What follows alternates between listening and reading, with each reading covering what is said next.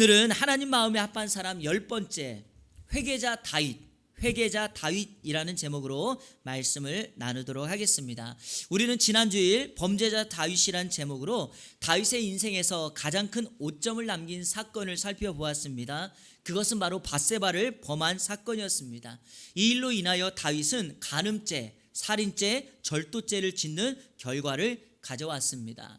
이런 질문이 들었습니다. 하나님 마음에 합한 사람 다윗이 어떻게 그러한 일을 할 수 있을까? 사랑하는 여러분, 다윗도 그럴 수 있습니다. 아무리 위대하고 하나님 마음에 합한 사람이라 할지라도 자신을 관리하지 못하면 언제든지 범죄할 수 있고, 또한 중요한 사실은 우리도 이와 같은 죄에 빠질 수 있다라는 것입니다.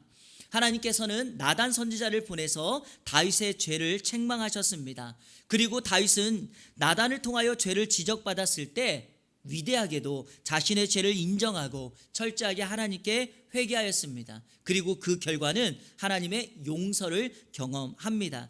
어떤 학자가 이런 말을 했더라고요. 다윗의 위대함은 그가 나가서 골리앗을 물리친 데 있는 것이 아니라 자신의 죄를 지적받았을 때 자신의 죄를 인정하고 회개할 수 있는 능력이었다는 것입니다. 왜냐하면 여러분, 회개하는 일은 쉽지 않습니다. 성경의 역사를 놓고 볼 때 사울왕도 가론 유다도 왕이었고 제자였지만 회개하는 일에 실패했습니다. 죄를 인정하고 회개하면 하나님의 용서와 회복을 경험하겠지만 그들이 회개하지 않으니 결국 하나님께 버림받는 인생이 되고 맙니다. 사랑하는 성도 여러분, 회개가 왜 이렇게 중요한가? 회개하지 않고 살면 하나님께 버림받는 인생이 됩니다. 오늘 말씀을 이어가기 위해서 질문을 하나 하겠습니다. 여러분 한번 잘 생각해 보십시오.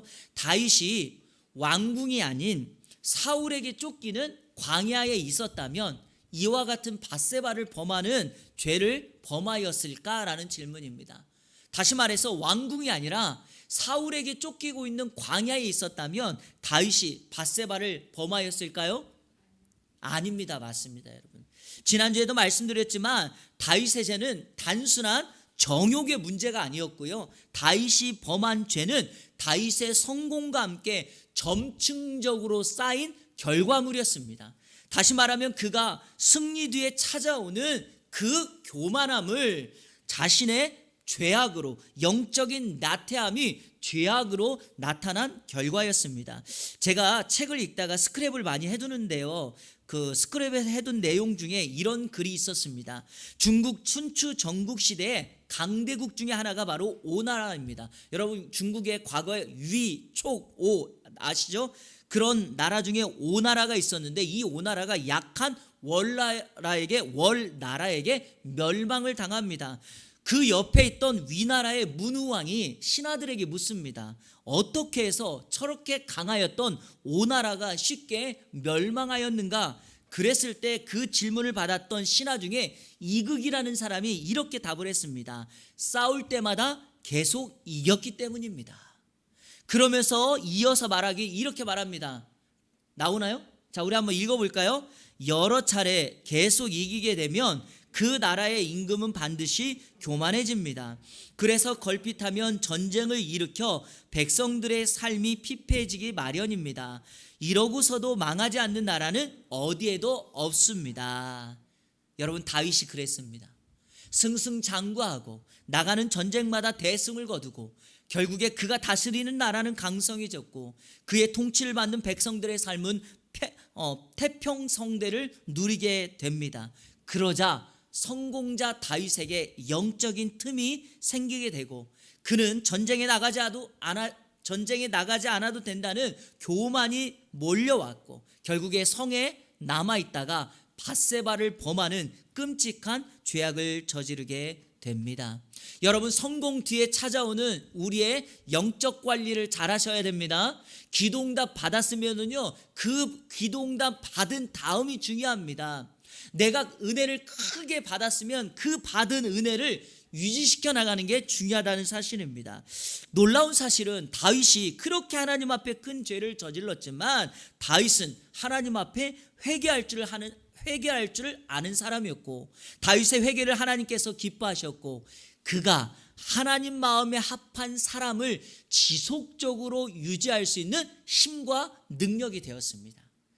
자, 오늘은요, 그러면 그 다윗이 하나님 앞에 회개했는데 어떻게 회개하였고, 그가 회개자 다윗의 면모를 우리에게 소개하는데, 오늘 다윗이 시편 51편에서 회개했던 내용을 살펴보면서 혹시 우리 안에 죄악이 드러날 때 다윗처럼 반드시 회개하는 저와 여러분 되시기를 주님의 이름으로 축원합니다. 오늘 말씀 중심으로 세 가지를 살펴볼 것입니다. 첫 번째, 다윗이 회개하는 이유, 회개의 이유를 살펴보도록 하겠습니다. 여러분, 다윗이 회개하는 이유는요, 다윗이 지은 죄의 결과 때문입니다. 여러분, 죄를 지으면요, 그 죄의 결과가 이와 같이 나타나요. 이 결과 때문에 다윗이 회개하고 있는 것입니다. 시편 51편에는요 5가지 이유가 등장합니다. 5가지 이유를 살펴볼게요. 첫 번째 회개 이유, 다윗의 죄가 다윗을 고발하기 때문입니다. 그의 죄가 자신을 고발해요. 자, 우리 3절 말씀 다 같이 읽겠습니다. 3절 시작. 무릇 나는 내 죄가를 아우니 내 죄가 항상 내 앞에 있나이다. 여러분, 밑줄근 내 죄가 항상 내 앞에 있다, 이 말의 뜻은 다윗이 지은 죄가 다윗 앞에 있다는 것은 늘 그 죄가 자신을 고발한다는 말입니다. 이런 거죠. 너 그제 졌잖아. 너는 죄인이야. 하나님 마음에 합한 사람이 어떻게 그런 죄를 저지를 수 있어? 양심이 계속해서 자기가 지은 죄를 고발하는 겁니다. 여러분, 그러니까요, 회개해야 돼요. 회개하지 않으면은요, 그 지은 죄가 자꾸 우리를 고발하니까요. 그리고요, 회개하지 않으면은요, 그 죄가 우리를 괴롭힙니다. 삶이 굉장히 부자연스럽습니다. 다윗은 이 사실을 알았기 때문에 1절에서 많은 긍휼로 죄악을 이렇게 말해요. 지워달라고 말해요. 그리고 2절에서는 깨끗하게 씻어달라고, 마치 뭐가 묻어 있어서 깨끗하게 씻어달라고 말합니다. 자, 여러분, 이런 경험 해보셨을 텐데요, 아침에 회사를 출근하거나 아니면 아침에 일어나서 모닝커피를 한 잔 마십니다. 그런데 커피를 마시는데 그만 이 와이셔츠나 블라우스에 커피를 흘려서 자국이 남는 거예요. 아무리 지워보려고 해도 얼룩이 남아있어요. 그럼 여러분, 오늘 하루 일과를 살아가는데, 즉 회사에서 사람들과 직장 생활을 하는데 얼룩이 남아있으면 어떻습니까? 행동이 부자연스럽죠. 얼룩을 지우려고 자꾸 손을 가린다든지. 그러니까 여러분, 이 블라우스나 와이셔츠에 이 얼룩을 완전히 지우거나 옷을 갈아입거나 세탁하기 전까지는요 부자연스러운 거예요. 근데요, 죄가 그래요. 죄를 회개하지 않으면 사람들 앞에서, 하나님 앞에서 우리의 삶이 이렇게 부자연스럽게 된다는 것입니다. 마치 얼룩진 옷을 입고 다니는 것처럼 우리를 힘들게 합니다. 그러므로 우리는요, 우리의 죄가 우리를 고발하기 전에 우리는 그 죄를 미리 회개해야 할 것입니다. 자, 두 번째 회개 이유가 있어요. 하나님께서 다윗의 죄를 다 보고 계시기 때문이에요. 자, 우리 4절 말씀 한번 읽어봐요. 시작. 내가 주께만 범죄하여 주의 목전에 악을 행하였사오니 주께서 말씀하실 때에 의로우시다 하고 주께서 심판하실 때에 순전하시다 하리이다. 여러분, 다윗이 지은 죄는요 드러나지 않게 은밀하게 지은 죄였습니다. 자신은 다 숨겼다고 생각했을 것입니다. 그러나 여러분, 죄를 숨길 수 있습니까? 세상에 완전 범죄는 없다고 말씀드렸죠. 사람은 속일 수 있고 증거는 다 감출 수 있을지 몰라도 하나님께서는요 그 죄의 현장을 다 지켜보고 계셨고 하나님이 칭히 증인이 되어 주셨습니다. 그러니까 여러분, 성도는요 항상 하나님 목전에 살아간다는 사실을 인식하고 죄를 멀리해야 됩니다. 다윗이 4절에서 말했던 것처럼 주의 목전에서 악을 행하였다. 이 목전이라는 말이 하나님이 본다는 건 아닙니까? 나단 선지자가 찾아와서 다윗을 책망했을 때 다윗은 하나님을 인식한 거예요. 사랑하는 여러분, 하나님을 인식하는 순간 우리는 죄를 의도적으로 멀리할 수 있게 됩니다. 우리 이거를요 라틴어로 코람 데오라고 말을 합니다. 한번 따라해 보세요. 코람 데오. 자, 한번 자막 보실래요? 코람이라는 말은요 in the presence of, 임재, 존전 이런 뜻이고요. 데오는 가시예요. 그러니까 코람 데오 이 뜻이 뭐냐? 하나님의 존전 앞에, 하나님의 얼굴 앞에 이런 뜻이 됩니다. 우리의 삶이, 성도의 삶이 하나님 얼굴 앞에서 살아간다면 여러분 죄 지을 수 없어요. 여러분 길을 가다가 동전이나 지폐가 하나 떨어져 있는데 항상 무의식적으로 돈을 바라보는 순간 어떻게 되죠? 주변을 살피게 됩니다. 그리고 사람이 누군가 보는 사람이 없으면 나도 모르게 발로 밟던지 죽게 되어 있습니다. 그런데 여러분, 내가 주변을 살폈는데 누가 나를 지켜보고 있어요. 그럼 여러분 어떻게 하십니까? 아마 10명 중에 9명은 그냥 지나칠걸요. 누가 나를 보고 있다는 것은요, 그 정도로 내 삶을 부자연스럽게 해요. 그래서 요즘 우리나라의 이 CCTV의 영향력이라고 하는 건 대단하죠. 도둑도 잡고요, 뺑소니도 잡고요, 많은 잘못된 사람들 그리고 범죄 현장을 찾아냅니다. 그런데 성경에 보니까 이렇게 살았던 선지자가 한 명이 등장합니다. 요나 선지자를 기억하시죠? 선지자임에도 불구하고 그가 생각했던 것 하나는 하나님 얼굴을 피할 수 있다, 하나님께 도망갈 수 있다고 생각합니다. 그러나 결국 그가 하나님의 은혜로, 하나님의 추적으로 도망갈 수 없음을 깨달아 마지막 하나님의 명령에 따라 선교지에 그 니느웨의 선교 사명을 다하지 않습니까? 바로 이것입니다. 하나님이 다 지켜보고 있기에 우리는요, 말과 행동으로 자녀됨을 증명하면서 살아야지 죄를 이길 수 있습니다. 세 번째, 회개 이후 다윗 스스로 죄를 해결할 수 없기 때문입니다.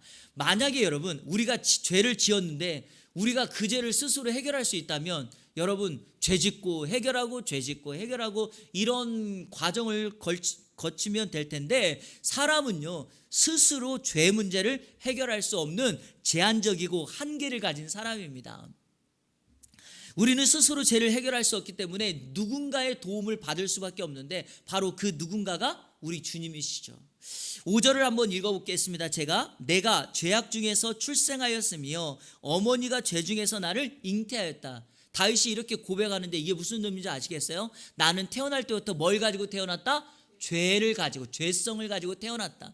그래서 나는 태어날 때부터 죄인이기 때문에 죄를 해결할 수 없다라고 말을 합니다. 그리고 6절에 보니까 이렇게 다윗이 얘기해요. 자기에게는 진실도 없고 지혜도 없다는 거예요. 여러분, 지혜가 뭐냐면 선과 악을 구별하는 능력이거든요. 그러니까 우리에게 지혜가 있으면 내가 말하고 내가 행동하는 그 일이 죄인지 아닌지를 구별할 수 있는데, 그 지혜가 없으니까 내가 죄를 해결할 수 없다라는 것입니다. 그러게 다윗이 7절에서 한 가지를 하나님께 요구하는데, 오늘 우리가 기도할 때 이 기도를 이용하시고 우리도 동일하게 고백해야 됩니다. 자, 우리 7절 다 같이 읽겠습니다. 시작. 우슬초로 나를 정결하게 하소서, 내가 정하리이다. 아멘. 다윗은 우슬초로 자신을 정결하고 깨끗하게 할 수 있다라고 고백하며 하나님 앞에 기도합니다. 여러분, 우슬초가 뭐냐면요, 박학과 초목으로 담벽을 타고 나는 나무예요. 그러니까 담이 있으면 그 벽 담을 이렇게 기대어서 나는 나무가 우슬초입니다. 다윗이 우슬초를 사용한 이유는 두 가지예요. 이 우슬초가 구약 성경에 오면 두 가지 용도로 주로 쓰이거든요. 하나가 뭐냐면 정결 예식이에요. 문둥병자 있잖아요. 문둥병자를 정결하다고 했을 때 피를 찍어서 문둥병자에게 발라요. 그리고 여러분, 레위기에 보면 죽은 시체를 만지는 거는 내가 부정하게 됐다는 거잖아요. 부정하게 된 사람을 정결하게 할 때 이 물에다가 우슬초를 물에다가 찍어서 그 사람에게 찍는 거예요. 그러니까 이 우슬초는요, 사람들을 정결하게 할 때 쓰는 용도였어요. 자, 또 하나, 이 우슬초라는 게 구약 성경에서 아주 중요하게 드러나는 곳이 있어요. 그게 바로 출애굽기 12장에 이스라엘 백성들이 애굽에서 탈출하기 위하여 나올 때 우리 하나님께서 마지막 애굽의 10번째 재앙을 내려요. 여러분, 그 10번째 재앙이 뭡니까? 장자, 초태생은 다 죽는 거예요. 그러나 하나님께서 자기 백성들에게는 피할 방법을 하나 알려줘요. 가정 단위로 어린 양을 한 마리 잡아서 피를 내는데 그 피를 우슬초로, 그러니까 이런 우슬초로 발라서 집 문에 좌우 문설주와 문 임방에 발라 놓으면 하나님의 사자가 각 집을 칠 때 피가 발라진 집은 건너간다. 그래서 6월절이 나온 거 아닙니까? 그러니까 이 우슬초의 사용은 구원을 담고 있는 의미입니다.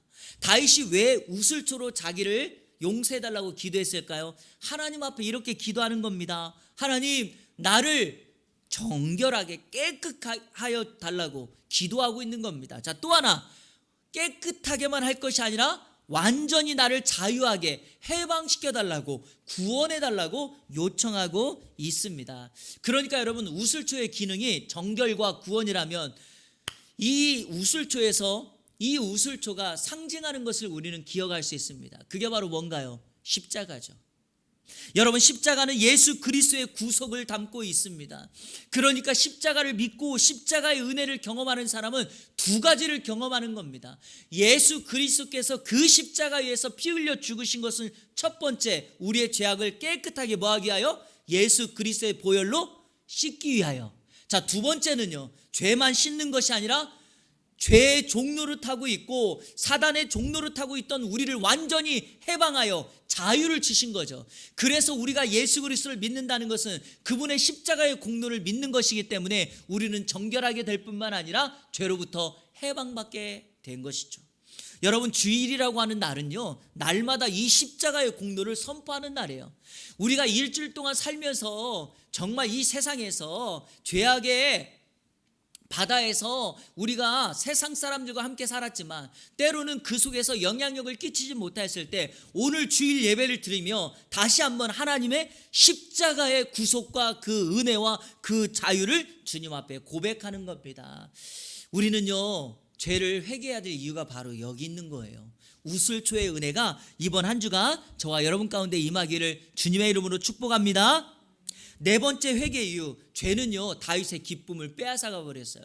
이거는요 정말 맞아요. 여러분, 죄 지으면 사람이 뭐가 없어요? 기쁨이 없어요. 제가 아침에 교회에 와서 잠깐 시간이 있어서 책을 읽었는데 책에 이런 얘기가 나오더라고요. 큰아들이 몸이 약해서 태권도를 시켰더니 이 큰아들이 건강해져가지고 태권도를 배워가지고 동생을 막 때린다는 거예요. 그러면서 거기에 뭐라고 썼냐면, 죄성은 누가 가르쳐주지 않아도 이렇게 된다는 거예요.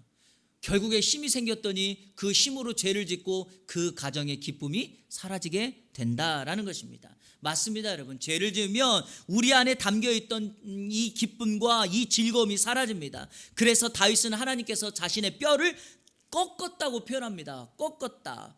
자, 그로 인해 즐거움은 사라지니, 자 12절 제가 읽겠습니다. 주의 구원의 즐거움을 내게 회복시켜 주시고 자원하는 심령을 주사 나를 붙드소서. 자, 여러분, 왜 다윗이 이렇게 기도합니까? 왜냐하면 이것이 지금 뭐한 거죠? 사라졌기 때문에 그래요. 빼앗겼던 즐거움, 구원의 즐거움 다시 회복시켜 달라는 것은 죄 때문에 이게 사라졌으니까, 죄는 우리의 기쁨과 구원의 즐거움을 빼앗아 가니까 하나님, 나로 하여금 회개하오니 이 기쁨을 회복시켜 주옵소서라고 말합니다. 또 하나, 여러분, 죄는요 구원의 즐거움만 빼앗는 게 아니에요. 14절 15절 우리 한번 읽어볼까요? 시작.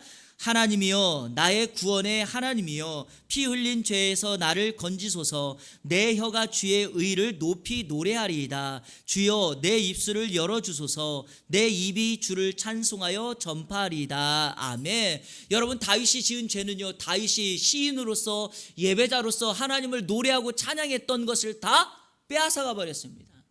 그러니까 여러분, 죄를 지으면 예배가 안 돼요. 죄를 지으면 찬양이 안 됩니다. 죄를 가진 상태에서 부르는 노래와 찬양을 허공을 맴도는 메아리일 뿐입니다. 그러기에 여러분, 회개함으로 우리의 기쁨과 찬양을 회복하여 우리의 드려지는 예배가 영과 진리로 드려지는 예배가 되어야 될 줄로 믿습니다. 다섯 번째 회개 이유, 바로 죄는 다윗으로 성령을 거두어갑니다. 11절을 제가 읽어보겠습니다. 나를 주 앞에서 쫓아내지 마시며 주의 성령을 내게서 거두지 마소서. 자, 먼저 질문이 한 가지 생기죠. 한번 임한 하나님의 영이 빼앗길 수 있는가, 사라질 수 있는가? 이거는요, 우리가 구약과 신약의 시대적인 배경을 좀 알아야지만 이해할 수 있습니다. 오늘 신약 시대를 사는 저와 여러분들이 예수 그리스도를 믿는 순간 성령님은 우리 안에 내주에 계십니다. 그렇죠? 그리고 이 내주하신 성령은 떠나지 않습니다. 그러나 다윗이 살고 있던 시대는요, 하나님의 영의 역할이 좀 다릅니다. 예컨대 다윗이 사무엘에게 기름 부음을 받은 그날, 자 사무엘상 16장 13절 한번 보실까요? 이날 이후로 다윗이 어떻게 됐어요? 여호와의 영에 크게 감동됐다. 우리식으로 말하면 성령으로 충만해졌다. 사무엘이 다윗에게 기름 부었을 때 다윗은 성령 충만한 사람이 되었습니다. 그런데 대신에 사무엘상 16장 14절 한번 볼까요? 다 같이 읽겠습니다. 시작. 여호와의 영이 사울에게서 떠나고 여호와께서 부르시는 악령이 그를 번뇌하게 한지라. 하나님의 영이 사울에게서는 떠나고 악령이 그 사울을 붙잡습니다. 이유가 뭘까요? 회개하지 않았기 때문입니다. 불순종을 끝까지 이어가자 하나님은 더 이상 참지 아니하시고 하나님의 영을 사울에게서 떠나 보냅니다. 여러분, 다윗이 이 사실을 너무나 잘 알고 있죠. 왜냐하면 사울이 악령에 사로잡혔을 때마다 다윗이 뭐랍니까? 우리 전에 말씀 살펴봤지만 다윗이 왕궁에 가서 자신이 가진 수금을 타면 악령이 잠잠해지는 걸 우리는 보았죠. 여러분, 다윗이 수금 타면서 무슨 생각을 했겠어요? 나는 저렇게 되면 안 돼야 되겠구나. 내가 죄를 지어도 반드시 회개하고 나는 죄를 멀리해야 되겠구나. 그렇지 않으면 하나님이 저 사울왕을 버리는 것처럼 우리도 버리겠구나. 여러분, 반면교사를 삼지 않았겠습니까? 우리 또한 오늘 이 말씀을 보면서 반면교사를 삼아야 돼요. 여러분, 회개하지 않으면 범죄한 상태로 살아가면 하나님께 버림받고요, 하나님의 영이 근심되고요, 하나님의 은혜가 우리에게서 떠나갑니다. 그 한 사람 때문에 그 공동체가 무너져가고요, 심판과 징계를 받을 수밖에 없게 됩니다. 그러나 반대로 우리가 이 사실을 알고 다윗처럼 회개하고 용서를 구하였더니 하나님께서 그 다윗을 용서해주고 계속 그를 하나님 마음에 합한 사람으로 이어갔던 것처럼 여러분 한 사람 때문에 여러분의 공동체가 새롭게 살아나고 부활하는 역사가 임하게 되기를 축복합니다. 그래서 오늘 다윗이 시편 51편 10절에 이렇게 노래해요. 정한 마음을 창조하여 주시고 정직한 영을 새롭게 하여 주옵소서. 저를 한번 따라해 볼까요? 정한 마음을 창조하시고 정직한 영을 새롭게 하소서. 이 찬양과 이 기도가 저와 여러분의 기도가 되기를 주님의 이름으로 축복합니다. 다윗은 이렇게 5가지로 회개할 이유에 대해서 자신이 죄를 짓고 났더니 이런 결과가 초래되니 하나님 앞에 회개한다라고 말을 합니다. 자, 2번째 중요한 것이 이거죠. 그러면 어떻게 회개하는가? 회개의 방법입니다. 자, 회개의 방법은 너무나 중요한데 16절과 17절을 같이 읽겠습니다. 시작. 주께서는 제사를 기뻐하지 아니하시나니 그렇지 아니하면 내가 드렸을 것이라. 주는 번제를 기뻐하지 아니하시나이다. 하나님께서 구하시는 제사는 상한 심령이라. 하나님이여 상하고 통회하는 마음을 주께서 멸시하지 아니하시리이다. 아멘. 정말 중요한 부분인데요. 여러분, 하나님이 제사를 기뻐하지 않는다, 번제를 기뻐하지 않는다, 이 말에는 단서가 붙어야 됩니다. 회개 없는 제사, 회개 없는 번제를 기뻐하지 않습니다. 여러분, 죄를 짓고도 하나님 앞에 예배할 수 있죠. 하나님께 제사를 지낼 수 있습니다. 심지어는요, 좋은 제물까지 바칠 수 있습니다. 문제는 하나님께서 그 예배를 받지 않습니다. 기뻐하지 않으십니다. 정확히 표현하자면 그 예배는 헛된 예배입니다. 왜냐? 겉은 화려하고 재물은 좋은데 속은 죄로 가득하고 재물에는 그의 마음이 담겨져 있지 않기 때문입니다. 여러분, 구약의 제사 잠깐만 생각해 볼까요? 짐승을 한 마리 끌고 와서 그 머리에다가 뭘 하죠? 안수해요. 왜 안수합니까? 내 죄가 그 짐승에게 전가되는 거예요. 그래서 여러분 제사를 지내는데 이런 것 없이 그냥 재물만 가지고 와서 예배 드리고 마음 없는 예배를 드리니 하나님이 어떻게 받습니까? 그래서 다윗은 분명하게 선포합니다. 하나님께서 원하시는 제사는 저를 따라합니다. 상한 심령. 상한 심령. 여러분, 상한 심령이 하나님께서 받으시는 제사입니다. 오늘 우리가 하나님 앞에 예배할 때 우리의 마음이 어때야 되는가? 상한 심령이어야 됩니다. 상한 심령을 영어 단어에 broken spirit 이랬어요. 깨어진 영, 깨어진 마음. 그러니까 여러분, 하나님 앞에 우리의 마음을 굳어져서 단단하게 해가지고 오는 것이 아니라 그 굳은 마음을 완전히 산산조각 내어서 온전히 하나님 앞에 올려드리면 하나님께서 우리의 그 깨어진 마음을 새로운 마음으로 만져주시는 거, 만들어 주시는 거, 그게 하나님께서 원하시는 거예요. 여러분, 회개가 뭡니까? 나를 완전히 깨는 것이 회개입니다. 자, 이 실례를 하나 들어볼 테니까 잘 들어보세요. 자, 여기 보세요. 이 컵 모양이 있죠? 이 컵 모양을 이렇게 만들려고 해요. 그러면 이거를 어떻게 해야 돼요? 깨야 돼요. 하나님께 회개한다는 게 무엇인가? 나를 완전히 깨서 다시금 하나님의 마음에 들도록 하는 겁니다. 그게 바로 broken heart이에요. 여러분의 마음이 산상조각 나게 되기를 축복합니다. 그래야지 여러분, 하나님의 은혜가 우리 가운데 임하게 되니까요. 하나님은 만홀히 여김을 받는 분이 아닙니다. 회개 없는 우리의 재물과 예배, 하나님께서 가증히 여기고 그거를 견디지 못한다고 말씀하셨습니다. 자, 예수님께서 산상수훈에 이렇게 말하셨습니다. 하나님께 예배할 때 누군가에게 원망 들을 만한 일이 생각나거든 예물을 먼저 드리기 전에 어떻게 하라고요? 그 형제와 가서 먼저 화목하고 난 뒤에 나한테 와서 예배하라 그랬어요. 여러분, 형제와의 관계, 이웃과의 관계가 막혀도 예배가 막히는데, 하물며 우리의 예배의 대상이신 하나님께 회개하지 않고 어떻게 우리의 예배가 그분께 받아들여지겠습니까?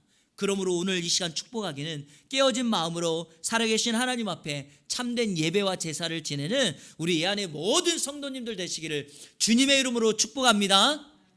마지막 세 번째, 회개의 결과. 그러면 여러분, 회개하면 어떤 결과가 나타나는가? 어떤 일이 일어나요? 세 가지의 결과가 나타나요. 첫 번째, 지난주에도 보았지만 회개하면 죄의 용서함을 받아요. 이거는 지난주에 말씀드렸죠. 자, 두 번째, 이게 참 중요해요. 회개하면 하나님의 선물을 받습니다. 한번 따라해 보세요. 회개하면 하나님의 선물을 받는다.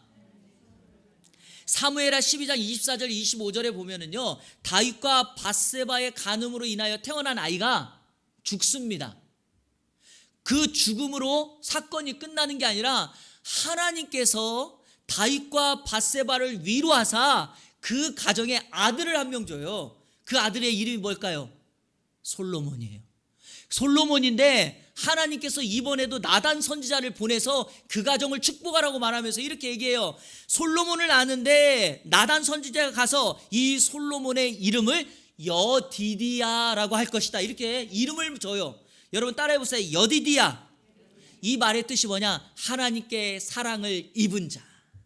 사랑하는 여러분, 하나님 앞에 온전한 회개를 드렸더니 하나님께서 다윗과 그의 가정에 하나님의 사랑을 부어주십니다. 우리가 하나님의 사랑을 받을 이유가 바로 여기에 있습니다. 죄악을 가지고는요, 사랑을 받을 수가 없어요. 탕자가 아버지의 재산을 가지고 집을 떠나갔을 때 아버지의 근심이 되었지만 그가 다시금 가정에 돌아와 아버지 품에 안기니 사랑이 회복되고 그의 인생에 선물이 주어지는 것 아닙니까? 사랑하는 여러분, 하나님의 사랑은요, 바로 회개의 모습인 거예요. 그러니까 우리가 회개할 때 하나님의 사랑이 우리에게 주어집니다. 저는 이 시간 축복하기는 이번 한 주간 동안 하나님의 예상할 수 없고 기대할 수 없는 사랑이 우리 가운데, 여러분 가운데 넘쳐지시기를 주님의 이름으로 축복합니다. 마지막 선물, 회개의 결과 세 번째, 저는 오늘 이것을 마지막으로 여러분들께 강조하고 싶어요. 바로 사명이 생기고 은사가 생깁니다. 여러분, 죄를 짓고 회개하였더니 하나님이 죄를 용서해 줬죠. 그 용서함 받은 것이 누군가를 돕고 섬길 수 있는 은사가 되고 사명이 된다는 것이죠. 자, 시편 51편 13절 다 같이 읽겠습니다. 시작. 그리하면 내가 범죄자에게 주의 도를 가르치리니 죄인들이 주께 돌아오리다. 한 번만 다시 읽어요. 시작. 그리하면 내가